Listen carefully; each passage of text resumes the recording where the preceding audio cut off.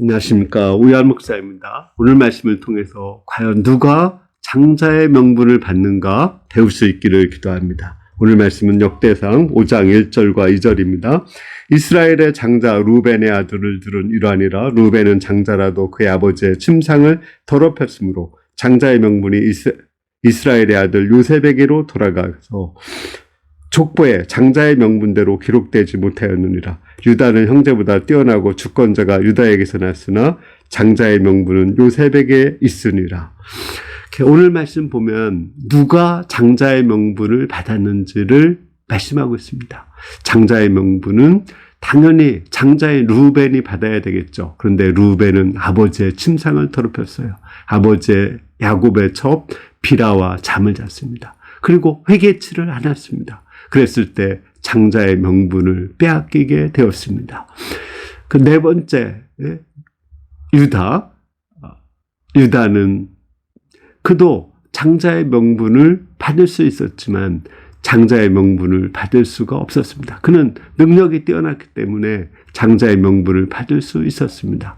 그렇지만 그도 그 창녀촌에 들어갔는데 그곳에서 며느리를 만나서 죄를 져가지고 베레스와 세라를 낳았습니다.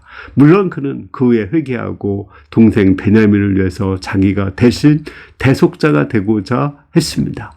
이러한 변화를 보시고 하나님께서 그에게서 이렇게 왕이 나오고 주권자가 나오고 다윗의 후손이 나오게 하셨습니다.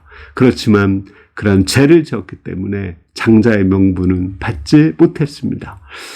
장자의 명분은 요셉에게로 들어갔습니다. 요셉은 보디발 처가 유혹했을 때 단연코 그 죄와 타협치 않고 거룩하게 믿음으로 살았습니다. 그때 장자의 명분이 요셉에게로 돌아갔습니다. 뿐만 아니라 요셉은 형들이 자기를 시기에 팔았을 때 형들이 회개하도록 형들을 돕는 일을 했습니다.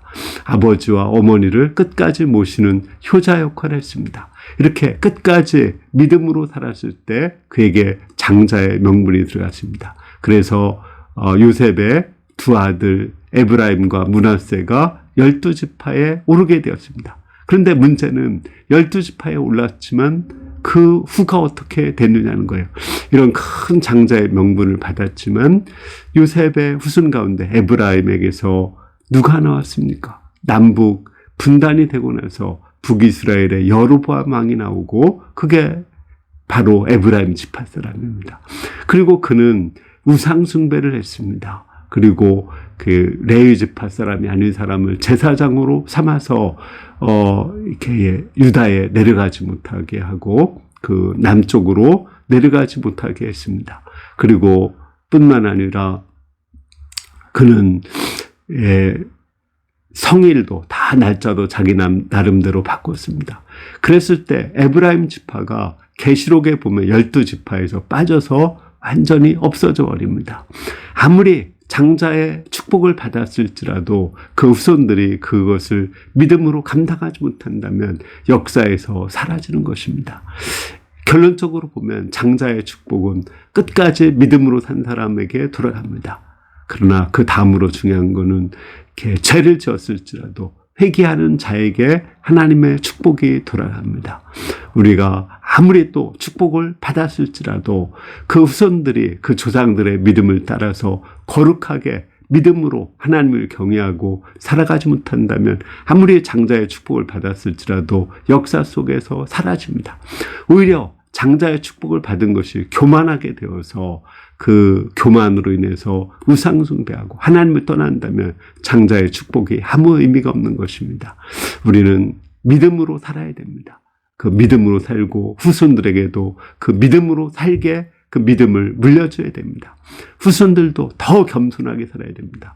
처음부터 끝까지 계속 믿음으로 겸손하게 하나님을 경외하며 살아야 됩니다. 그런 사람들에게 하나님의 축복이 돌아갑니다. 우리가 조상들만 이렇게 믿지 말고 우리 자신들도 끝까지 믿음으로 살아서 하나님의 축복을 받는 자들이 될 수 있기를 기도합니다. 감사합니다.